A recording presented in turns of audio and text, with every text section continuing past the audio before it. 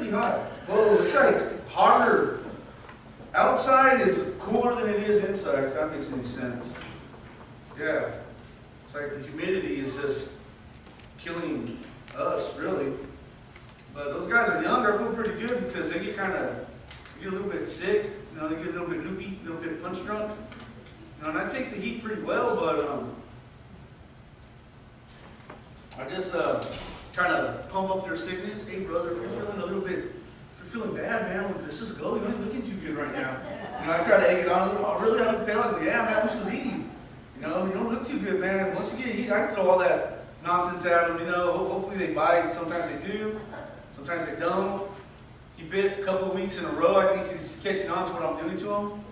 My buddy Jose, you know, now he's saying, nah, I feel better. Man, you don't look, nah, I know what you're doing. So, but yeah, I've been up in Madera for a while. You know, God's been blessing me with just work here and there, you know. It's just been working out. So this guy I work with, well, when we go out to eat, you know, I eat a lot, like constantly all day. So my lunch is never enough for me, and I go out to eat also. So we pray, you know, started praying. I always pray. And I always feel that flag up everywhere I go. And one day we're at a spot eating, and it was real loud. It was loud. I mean, there was people talking louder than I am. I was like, man, these people are loud. And I'm kind of loud, you know. They were a lot louder than me. I was like, man, you guys got to shut up. Let me get my conversation in, you know. But anyways, I said, man, it was a little bit too loud, bro. I'm just, you know, pray for ourselves. Something goes, nah, man, because we already started. Because you already started this. So every day he looks forward to the prayer. You know, and just little things like that. You know, I'm nudging on him a little bit, not overwhelming him, but, you know, just God's grace. You know, God's grace is sufficient, you know. And just letting my light shine, and we have a good time together. And he's asking me, starting asking, you know, questions about this and that, and comes to find out, you know, he asked about, well, what do you think about Catholics? I said, man, bro, I'm not a Catholic, so I know nothing about them. Because what do you think about the way they baptize kids? And I asked him, well, how do they do it? And he told me, he goes, are your kids baptized? Well, yeah, they made a decision for themselves, though. He goes, well, why is that? I said, well, when you answer to God, you answer by yourself. You don't answer with your parents or father so-and-so or whatever, you know? He goes, well, why do they do that? And I go, I don't know, bro. You know, that's not for me to answer, but, you know, I'm not going to bash on something I don't know about. Let me just tell you what the Bible says. So now his ears are starting to open a little bit, you know, and we talk a little bit more and a little bit more, and maybe, you know, perhaps he might show up someday. And there's another guy. His name's Joel. And so I let him have it as soon as I got there, you know. We just started talking. He's a safety guy. So we started talking a lot. And last Monday, he came to work. Well, this past Monday, he came to work happy. He's always a happy guy. You know, he's always, right on, brother, and this and that, and anything I can do for you. He's a good guy. He is. He's a really good man. And he goes, hey, man, well, what's up? He goes, how was church? And I said, man, you know what, bro? I was so burnt out. Now I'm working on my car. I said, I didn't make it. He goes, well, you know what? I went to church. I said, cool, man. You know, I'm glad. But see, the thing was, he hasn't been to church in over a year. Yeah. You know, and I didn't know that. And he finally broke down and started telling me, you know, we were talking, and man, you go, you got to get to church. What's wrong with you, man? You know, you say, man of God, how can you not go to church? You know, if you're a man of God, man. You know, you got to go. It's kind of hard being a hermit Christian, you know. You got to talk to somebody. You know, you can't just talk to yourself, because then you might start answering yourself back, and you have a different kind of problem, you know. But he told me that he went to church. You know, he goes, yeah, man, it felt good being at the church. I go, well, why? I didn't ask him, why'd you go the first time. I was thinking to myself, why do you, this whole time I thought he was going to church, but now his spirit is lifting up more.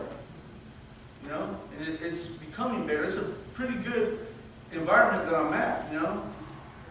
So another contractor that works beside us, they're from Anderson. They do same thing we do. They're kind of like our competitors. So I started talking to him about his welding machine, this guy. He goes, oh, yeah, I see that Lincoln you have on your truck. I go, yeah. I go, mine has a little bit of mileage on it. Well, how many hours does it have? Because he had a brand new machine, it's all digital. I asked him, does it put out all this and that? He goes, no, I really don't get to do exactly what I want. So we're talking, and I said, well, I got 8,000. Go check it out. No, you don't. He goes, you haven't built this. I said, no, I haven't. He goes, you're lying. I go, dude, like, why would I lie to you about that? Go look at my machine. He went over there and looked. He goes, you haven't that? He goes, man, and you haven't built that engine? I said, no, that's God's machine. He goes, what do you mean by that? I said, bro, I prayed for this machine. I'm going to get 10,000 hours out of it. Because I never did C1 4,000. Well, you C1 8 now. You know, we're going to get 10. Sorry. That's you, brother. You better pump the brakes back there. But if you want me to shut up, Brother Joe, I'll get that trying to get the all nurses stuff out. fun and get with it, you know, that's cool. But, so I started talking to him now, you know, and so I'm just trying to, you know, as a man of God, let my light shine.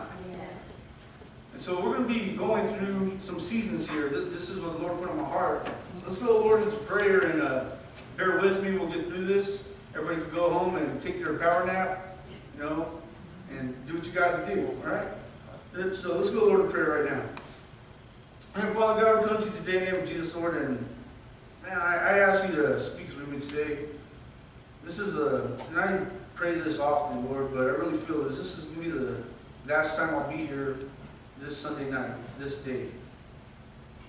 You know, so I just want to do a good job for you. I want to speak your words. Don't want to speak nothing that I have mentioned, Lord. I want everything to be from you. I just want it to flow freely through my mouth, Lord. I don't want no negative thoughts. I don't want no negative thoughts to even be in this room, Lord. So please put a hindrance on all that right now. Send down your angels, Father God, to give you undivided attention for the next half hour or whatever we go, Father God. And ask these things in your Son's precious and holy name. Amen. So can you please turn to Ecclesiastes chapter 3. Okay, I'm going to be in 2 Timothy chapter 4, verse 2 for a minute. But you guys can get into Ecclesiastes for me. No, that's going to be where most of my stuff is going to be happening. Okay, so in 2 Timothy, you guys can listen along with me. You know, when you guys are in Ecclesiastes, I need to open up with this. Okay, because I've heard this before, and I really want to use this as a message, and I guess this is the time. You know, so the Bible says, 2 Timothy 4:2, preach the word, be instant in season, out of season. Reprove, rebuke, exhort with all long-suffering and doctrine. Now, preach the word, that means the word of God, the gospel. And like, I read a ton of commentary. That's what I do. That's how I learn. You know, I'm not the smartest man on the planet. I know that. So I read a lot. You know, I read a lot of commentary, and I cross-reference in Hebrew and Greek and all that stuff, you know. But in season, like I was reading this commentary earlier, it says to be urgent and whenever there is an opportunity. When is, you know, when it is conveniently done for you. It has to be in season. You know, and I was thinking a little bit more about this. You know, it's easy to be in season at church, right? When you're Christianese and all, hey, brethren, and you start talking and all that, you know? And, you know, you start quoting, you know, start speaking King James Version Bible when you're just trying to talk to somebody. You know, and that's cool, you know, that's whatever floats your boat, you know? And it's easy to be in season when everything is fine. You know, there's no problems at home. There is, you know, nothing going on. Work's good, job's good, all that. You know, your wife's happy. I know everything goes smooth when my wife's happy. You know, that's usually happy wife, happy life kind of thing. You know what I mean? I understand that. You know, all you youngsters, you know, all you men, young men, figure that one out. It's a lot easier for you. You know, that's when it's it's easy to be that kind of Christian. It's easy to give your little opinion when you're here at church. You know, when you're pretty much in your surrounding, in your ballpark, in your playing field. Does it make sense? You know? But see, in out of season, I was reading this quite a few times, and you know what? It says, let me go back to this, when all things are favorable and no obstruction or hindrance. You know, nothing obstructing you. But see, the out of season, now listen to this, is doing this in the face of embarrassment or disappointment. You know, and think about that. That's when you're out of season. You know, when your prayers just hitting the ceiling like, man, Lord, I can't even find you. And you're all over the place. You know, your prayer life, your Bible reading, you're pulling up to church, arguing still. You know, not us, babe, but, you know, other people. But, you know, that things ain't going right. You're yelling at your little kids. Yeah, the ministry you have, and you're saying things with anger instead of with love. You're like, man, I don't even know if I can get through these kids. You know, nothing's going right, you know. But it says right here to be in season and out of season. At those times, you're still charged to preach the Word of God, the gospel. You're still supposed to be that kind of Christian. You're supposed to live above reproach. You know, yeah, and I understand this is the world we live in. I get it. You know, I have one son in prison, I have 3 daughters and another son. You know, believe me, I'm trying not to make mistakes. You know, but I understand that in season, out of season now. You know, because there are times when, come on, let's be real. Things are out of season. You know, just like this weather nowadays. Like I forgot what I was telling. I think I was telling one of my kids or somebody. Like this used to be the most awesome place to grow up as a kid, you know, around this area, Kern County. You can see the mountains all the way around in the summer. Nobody really had an AC. Swamp cooler did just fine, you know. Well, we had a couple of swamp coolers, you know. That's just the way it was at our house. My dad kept it freezing. You had to walk around in a sweatshirt in the summertime. Yeah, it was weird. You know, we just did fine with the swamp coolers. Everybody would be running around outside. You know, it wasn't like a red moon, like a red sun, like the red moon thing. You see a red sun all the time now. You know, smog everywhere. You know, and these are like the way the things are changing so much. You know, and I was telling my wife, you know what? I used to love living in this valley. Now I kind of really despise it now because all the smog and all the mugginess and everything is just thick everywhere. Though, like the other day I was driving home from work, it looked like I was driving into a piece of charcoal, well, a huge piece of charcoal. I was asking my wife, I said, how is it over there? Well, kind of like, I go, you know what? I'm looking like I'm driving into a fire right now. And I was just in Madera. A little bit higher, not that high, but a little bit. And I was coming home. I was like, man, and that's what we're breathing. It's like, man, this is where I'm going with this. You know, this is like the out of season time. You know, the way the weather is. And I see this because I love summer. I really do. I don't care how hot it is. I've always liked summer. I'm a summer kid, you know, and I just always like being outside in the summer. I ran around a lot in the summer, you know. But that's, you know, the way that the times are changing. The seasons are changing right now. Now listen to this. The second part of this verse is reprove, rebuke, exhort with all long-suffering and doctrine. Now, reprove means to reprove men for their errors and heresies, that men may be sound in their faith. Sound doctrine. Not like pastors quitting every other month or every other week. And I don't know the problems. I really don't. Can't knock them. It's a hard job.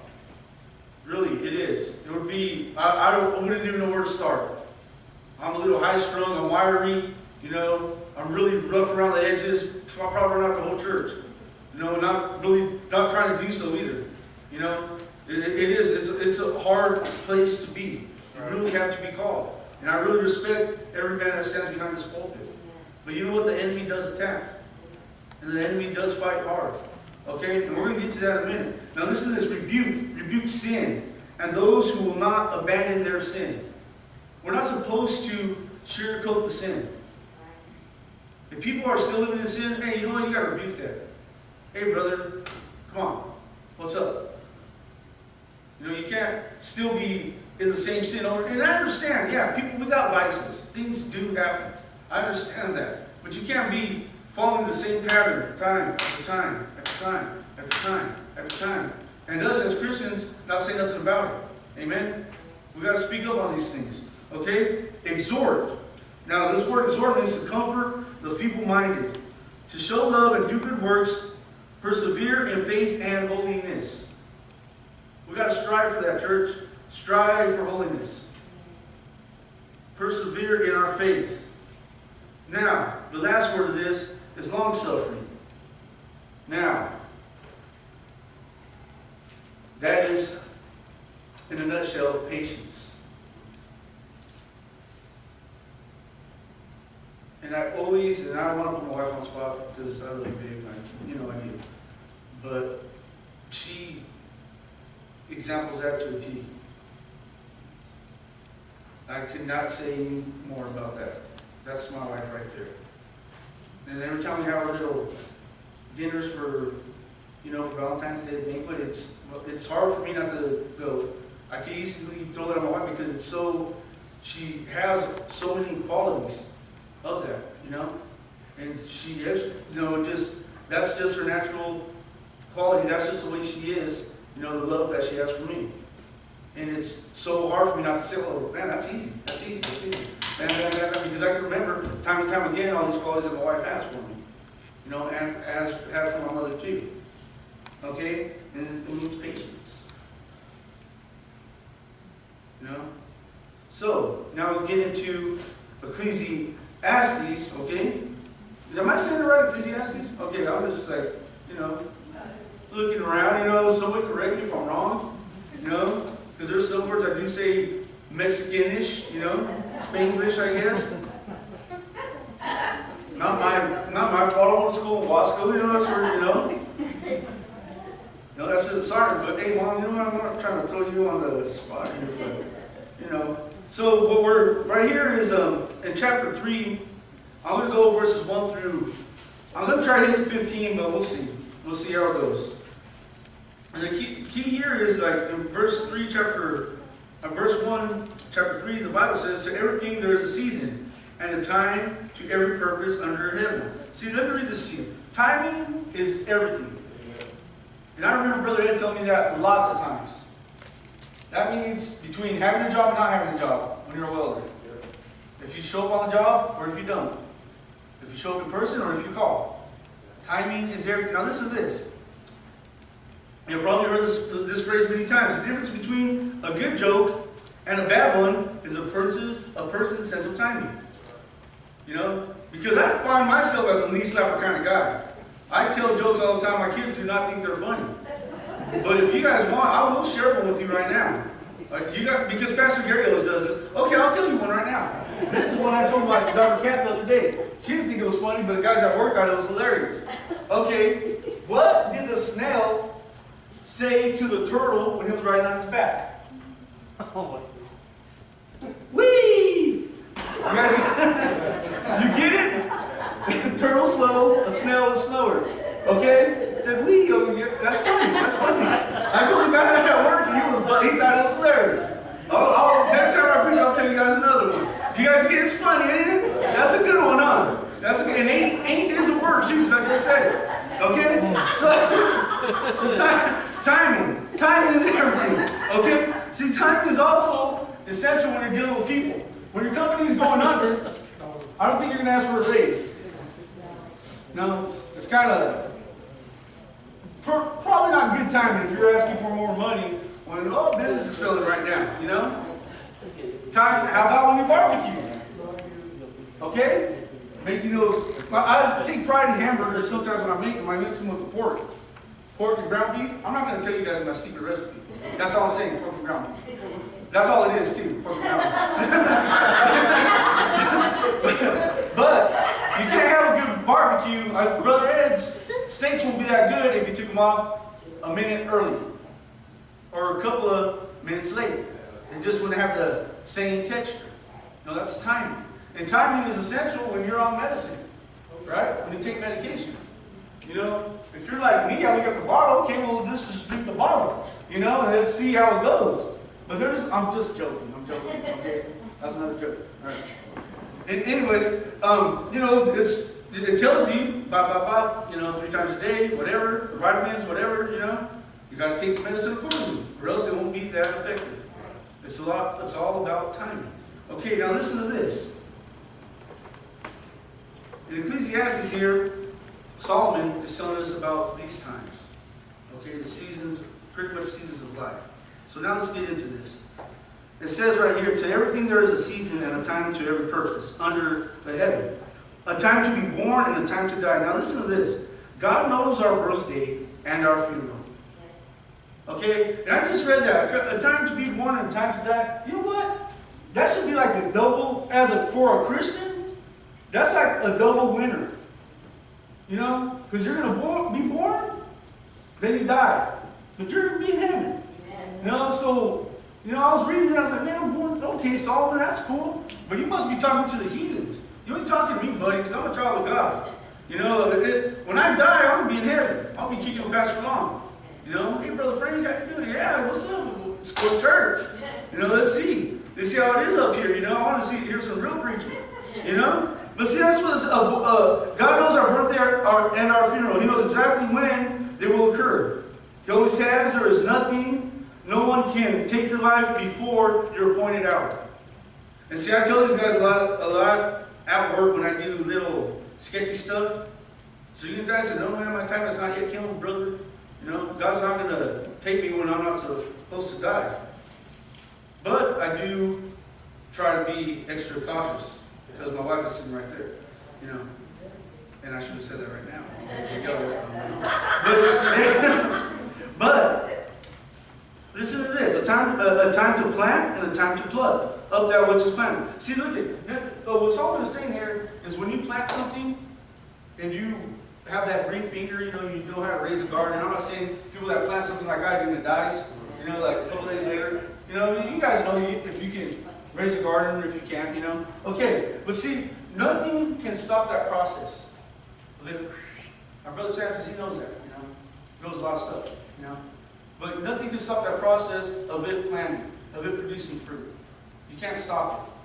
The only way you can do that is by cutting it down. You know, there's nothing that can stop that kind of process. That's what he's saying here. Nothing's going to stop our process from living and dying. It's the same thing with that. You will harvest the vegetables. You will plant something and you will get something out of it. Yes, you got to nourish it. You got to take care of it. But you know what? That's pretty much the way our body is too. You know, if we want to grow in Christ, we got to nourish it. We got to nourish our spirit. You know, we got to give ourselves the rest. We got to water our spirit every day. Okay, amen? Okay, here we go. Now, in verse 3, the Bible says, a time to kill and a time to heal. Now, killing like in capital punishment, destroying enemies like in the just war, because we're talking about the Old Testament here. That's the only commandment that thou shalt not kill. You know? So, it's something just. It doesn't mean like, you know what, the Bible said I could go, you know, it's time to kill you, buddy, it's time to heal. Families can be healing and all that when I'll do the killing. No, it don't mean that. It means in something to that sense. And the healing will be the wounded shall be healed and restored. You know, they will restore from their wounds. Just like, you know, like, well, Brother Ed with his burns, you know, he's been restored. You know, I remember he showed me that book out there at Barry Petroleum, and like, at the end of the day, and I'm all sad, and he's all happy. I said, man, why didn't you show me this? I'm going to drive home and wreck now. You know, you showed me something, oh, all right, brother. And I'm like, man. It's like, man, I don't know what to do now. You know, we're talking in the C train right there. Remember that, brother?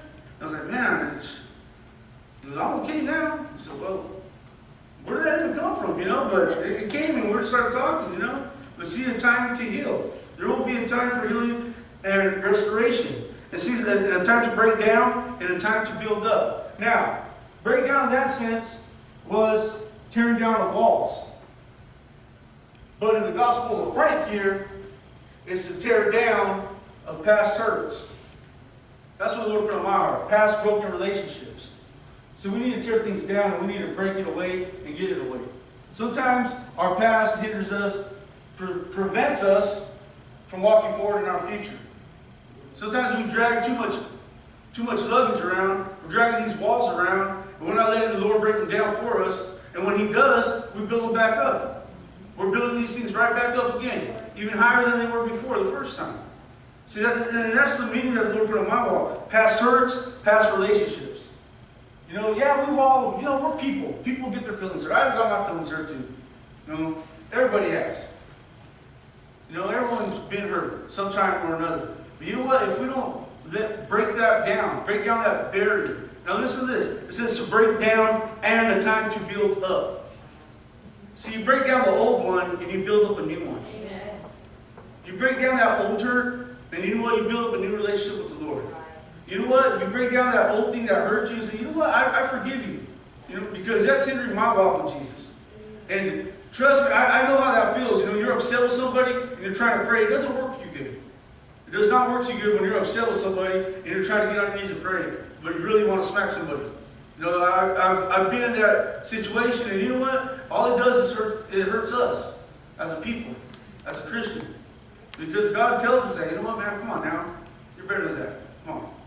I'll build you up. I'm going to break this down so I can build you up in a different level. Okay, now, a time to weep and a time to laugh.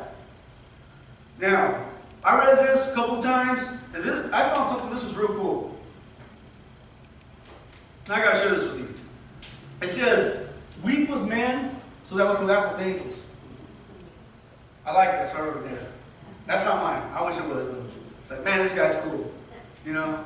Weep with men so that we can laugh with angels. You know, and that's true too. You know, like we lost our sister, you know, in December. Day after my birthday she passed. December 20th. And my sister Polly, she was something else. She was a handful. She was. Now I can talk about her, she's my sister. But I used to see her in the alley all the time, you know. She lived like 2 houses, 3 houses down. And that's where I'll see her all the time when I talk to her in the alley. And you know, she lived her life the way she did, you know, but she's still my sister and I love her. You know? And usually at funerals, you remember that time when so-and-so did that, and you start laughing. You know, you start laughing about what's hurting you, you know? You know, you start joking about, oh, yeah, remember that time when, you know, and whatever you guys did, the funny memory you have, you know? And you laugh about it, you know? That's the way I do. I try to laugh it off, you know? But it does, it hurts. You know, but see, God takes us from one extreme to another. And these are our seasons of life. You know, we're going to go through this. You know, we're going to cry. We're going to laugh. Now listen to this. A time to mourn and a time to dance. Now I was thinking about that, man. I was like, man, what were they doing? Running Man back in the day or what, you know? They're out there, you know, hooking it up, you know? And I actually read a lot on this. You know, and it kind of blew me away. And it's saying the circle of dancing is really for the devil. But it was saying dancing in a holy way, the way David was dancing in front of the Ark of the Covenant. You know, doing his, whatever he was doing. You know, whatever his moves were, you know. Kind of not David, you know, that's David, you know. But in a holy way, you know, dancing in the Spirit, you know. And see, it says right here, time to mourn at the funerals. Yes, you will cry. You know, people do cry. It's hard for me. I'm not the best crier at times. You know, I remember when my dad died, I did not shed a tear. I was so mad. I was just mad for a long time. For years, really. And I took it out on other things. And I was upset. I was mad. That was my dad. You know, that was my boxing buddy. We used to watch fights together. Me and my brother and him, we used to watch Tuesday night fights in the USA. That was our thing. You know, or dad, that's during the pager times, and I'll tell him, show him how to page me, and he'll page me, and I'll call him. Hey, you come by watch the fights? All right, Dad, I'll go for a little bit. You know, and he was like a boxing expert. He knew everything about boxing. You know, and so that really hurt me. You know, the mourning process. You know, and I know that's hard because I held all that in before. I've held in a lot of anger, because I don't know how to do that breaking down stuff and fall on my face and all that. You know, and it is hard for me still to this day. Now I find myself missing my father more now than 5 years ago, than 10 years ago, than the day he died. Because you know why, Sister Judy? And I told my wife this, because he didn't get to see me good.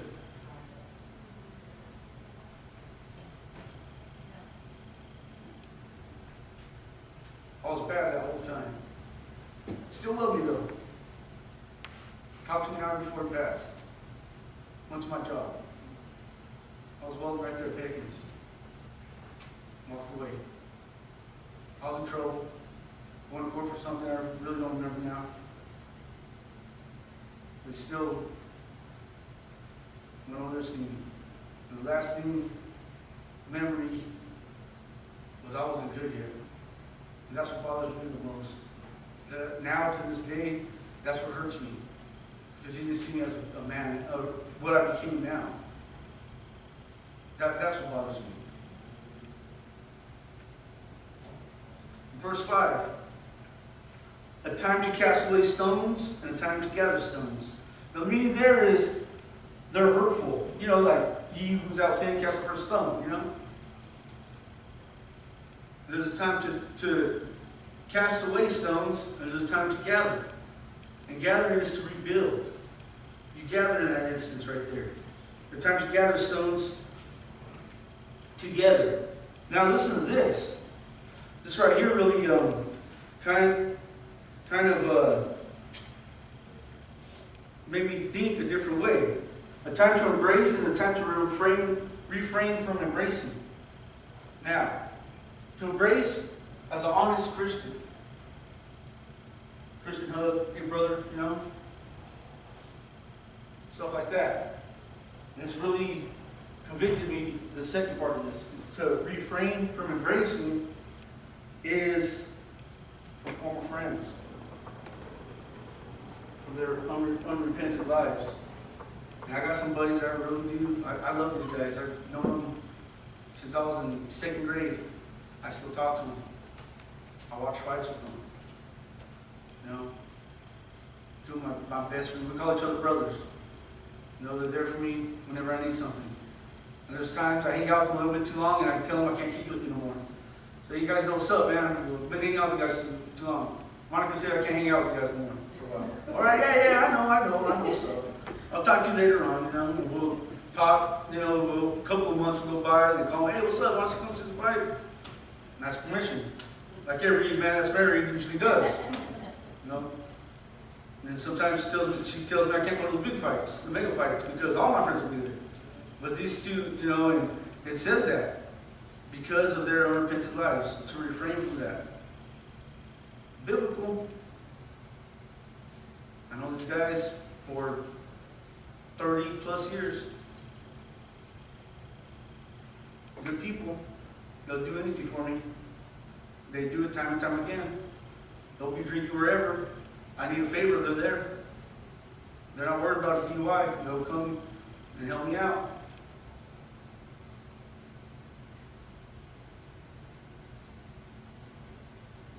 Am I to that point to cut them off? I don't think so. I don't know. It'll be hard. You gotta pray for me about that. I know we have a lot of history together. A lot of tears were spent together. But that's what the Bible says. I have to do it. I gotta do what God tells me to do.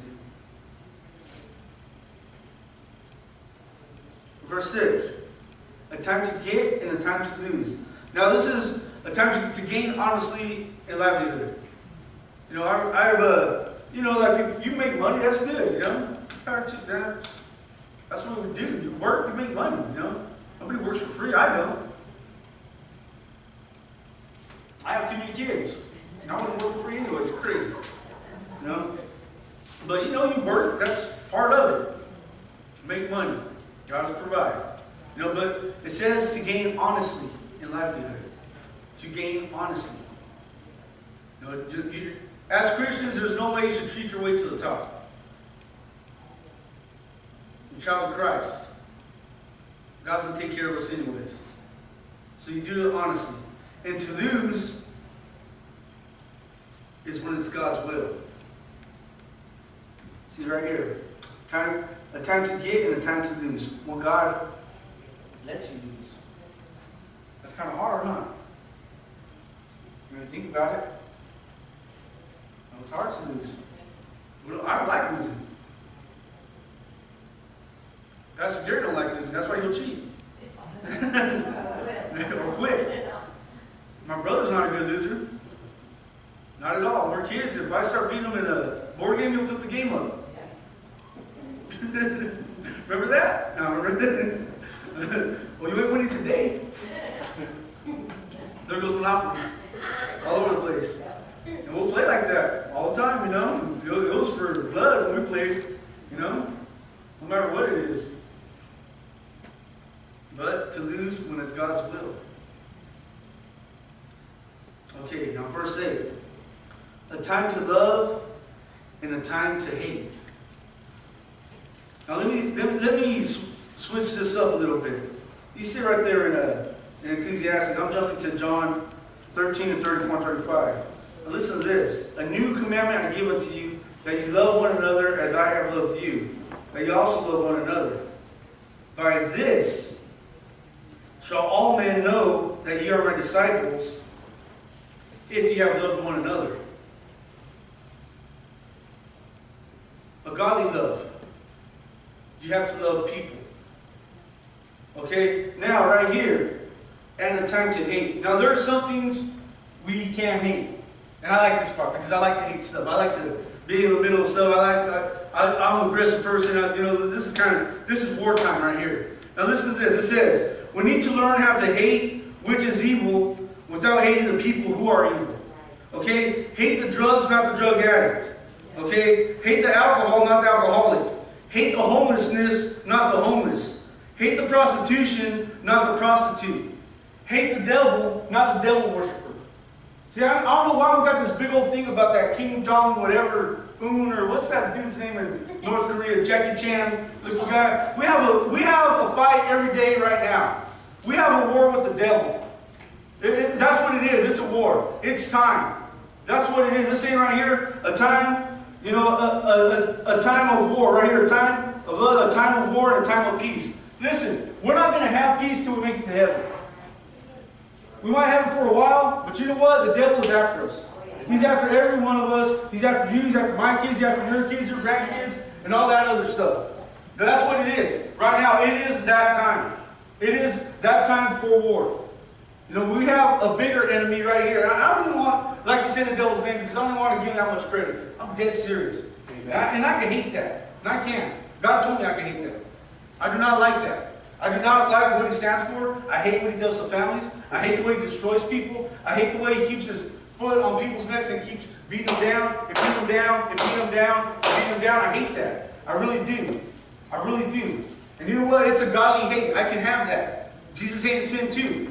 Amen. So I do. I really despise that. But see, right there, it says, I think 28 times, it says a time for this, a time. And never in that scripture at all does it say if there is a time to quit. It doesn't say that. There is a time to quit. No, it's not no time to quit. No. It's time to pull your pants and you got to get with it. Amen. Yeah, we do have an enemy. An enemy that's attacking everybody. There's never a time to quit. Jesus Christ is not saying, you know what? Hey, take a day out, Brother Frank. Take the day out, son. No, doesn't. There's never a time to quit. There's never a time to step back. There's always a time to push forward. There's always that kind of time. You got to push forward, church. We have to push forward. Yeah, I'm always in junior church now. I've been in junior church for like a year and a half or something. I can make it on Wednesdays when I can because I've been working out of town, make it Sunday nights. But you know what we did? We used to be a lot bigger. And some of us, we're losing that fight. We're losing that fight, Brother Ed. Let's just call it real. And I don't like that. I take that really, really personal. I do. I love this church. I love the people here. Amen. I consider this my family. And if somebody is hurting my family, I get mad. I do not like that. That's just the way I'm built. That's just what it is. Amen. And it bothers me. It bothers me to the core. I do not like this. See, I always put a message into boxing perspective because I love boxing. I really do. And there's a couple different styles. There's a style of when you fight in and out. Our boxer, he gets points you to death. Pretty much like a Floyd Mayweather. I hate that style. I really do. I hate the way he fights. But anyways, he's a good fighter. He's mastered that. Quick flurries, backs out. Okay? I got a meaning to this, so just bear with me a second. Okay? And there's a swarmer. A guy that's just all over you. Chavez was that kind of boxer. He was all over you, in your face, taking shots, and banging you away. Just tearing you apart. He'll stand on the opposite side of the corner. He will not sit down. Like a mind thing, he'll stand in the ring like, man, this dude don't even get tired. And that's what he fought. And there's a slugger. One that's going to take punches. He hits hard. He's a brawler. He'll get beat up just to beat you up. That's that kind of style. Then there's a boxer puncher that's really like fast and he hits hard. You know? Okay? Then there's a counter puncher. I think Martinez is probably the best counter puncher I've ever seen. It's quick, hits hard, he can catch it. You know, they think on their feet. Your offense will become a weakness because of the way they box. But there's one guy. His name is Sergio Martinez. He don't box no more. Most unorthodox boxer I've ever seen. Because he did not have a defense. He was a middleweight champion. And like, if I was in the ring with the devil, this is the guy I want to fight like. You know? Because this is what he does. His offense is his defense. He's a middleweight. He was a cyclist. Whoever rides bikes that's what he did. And he played soccer his whole life. Yeah. That boy has some lungs on him. Amen. So he became a boxer. Highly with endurance. Lungs. And the first time I saw him fight, he's with his hands down. But this guy has dynamite in both hands. Hits hard. Real hard. Does not put his hands up, but he'll throw 120 punches around and leave you like this, all messed up. As soon as you put your guard down, knocks you out. That's what he fought. Nobody could ever match that style. Well, he retired now, busted out his knee, wasn't that good, you know? He wasn't that good after that. But see, in this war that we're fighting with the enemy, I want to fight like that. I want to pummel the devil. I don't want to let him give him any kind of inside fight because he has his hands up the whole time because I keep hitting him. I want to keep him that far away from me. And that's the way Sergio Martinez would fight. He would blast him with both. And the thing was, they didn't know if he was left-handed or right-handed because he hit hard with both hands. And he was fast. And he would just cover you up. And like whoever, as soon as they put their hands down, well, he'll knock them out. And that's just the way he fought. He was a middleweight, and middleweights don't throw over 100 punches around. Now, that's like welterweights, featherweights, you know? They throw that many. But Sergio Martinez would do this, and they're all like, man, where did this guy come from? Didn't really have a trainer, trained himself, but what he did have was power, and he had stamina, and he'll light you up. See, that's the kind of Christian I want to be. I want to be able to light up the devil. I don't want the devil to be able to get that close to me that I know he's going to hit me. And this is what he would do. And you know what? He became a champion like that. He was knocking out a lot of people because of that style. Amen. It was a different kind of style. Nobody ever saw it before. He just popped up out of the woodworks, a soccer player. Then he started boxing. And he had lungs. See, that's what I'm turning to here tonight, church. To fight this battle, we got to have the stamina. We have to. We got to have the lungs for this. We got to be able to endure. Yeah, we're going to get the kidney. Yeah, we're going to get hit. That's part of life.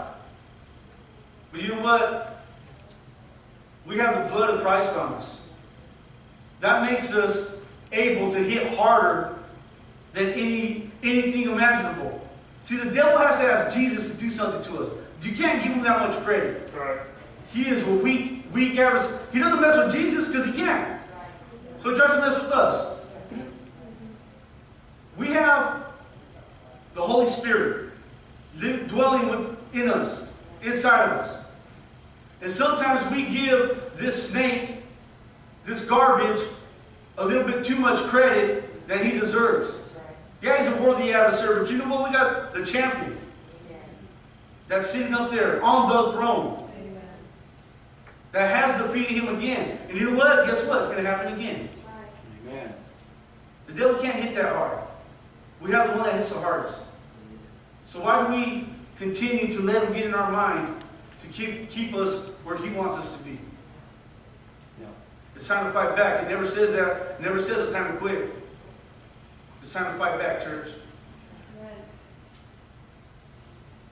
Bow our head in prayer.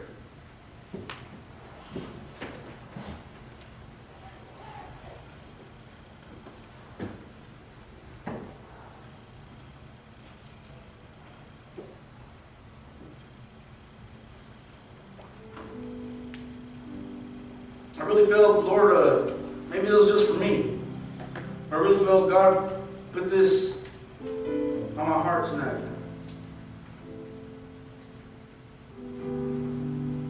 me share this last scripture with you while we pray.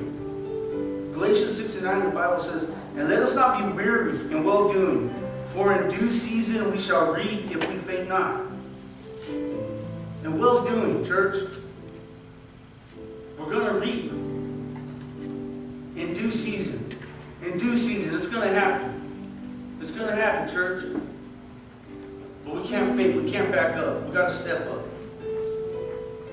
We can't let the enemy get to us.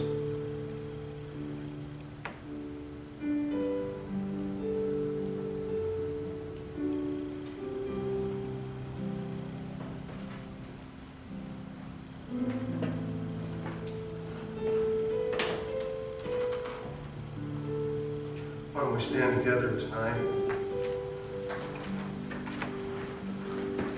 If you have a need tonight, feel free to come.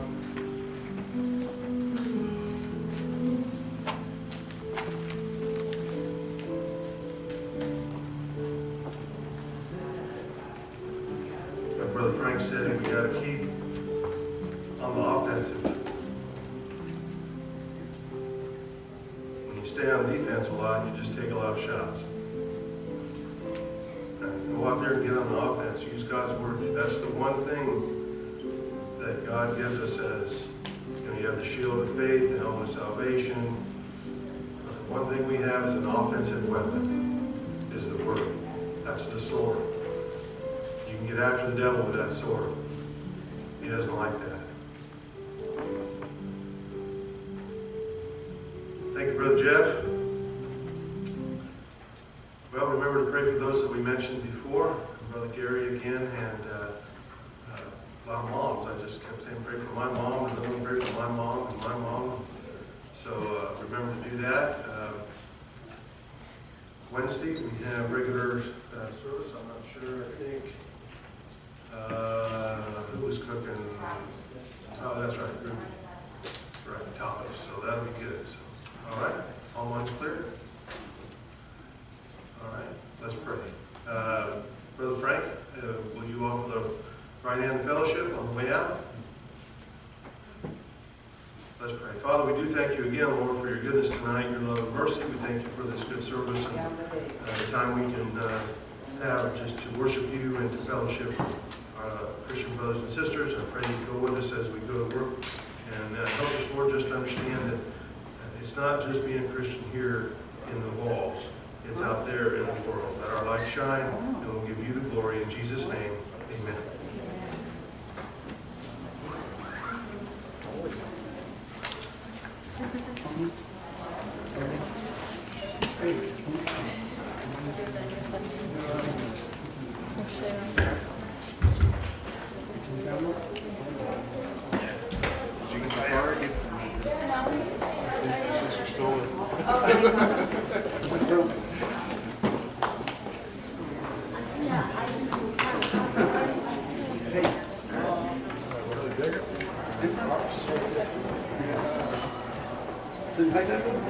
Yeah, good evening.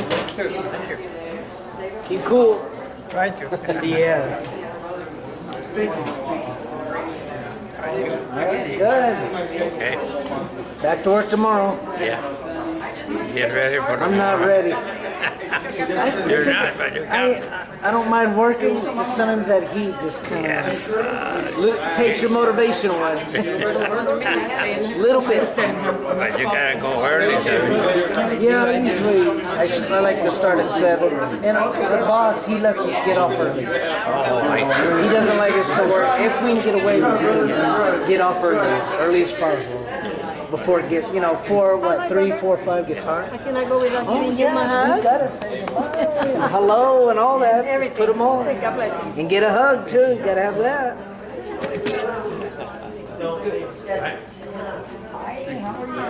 Now with how little employees you guys.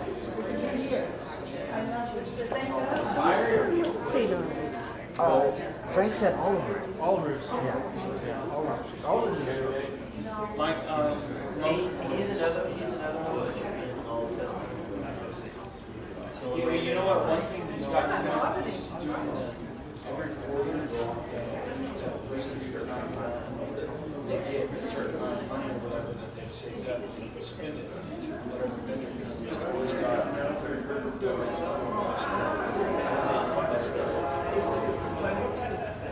All right, see you later.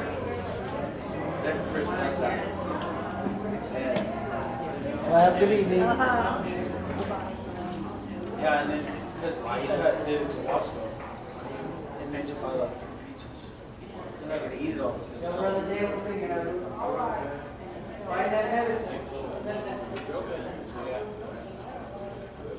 Outside the rules.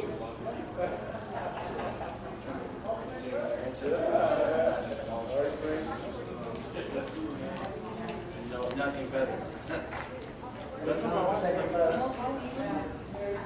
Raviolis in town, Mom. That's what I eat right now. Just have a full refrigerator. It's like in that movie, Jack Reacher, that trip, the guy at the end, he said, going to prison in America? Oh yeah, the Russian. Yeah, he said, it's a retirement home. Yeah. Compared to what he was in. Going to the gulag. Exercise. He said, if I even go to prison. Boom! You're right. Justice. What's up, man? That in your upper lip, it's gone.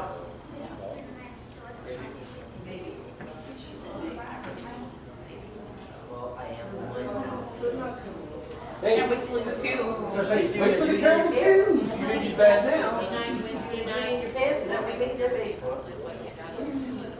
No, he's just because he's walking. He wants to walk the floor all the time, and I don't know how to like show him because he doesn't talk.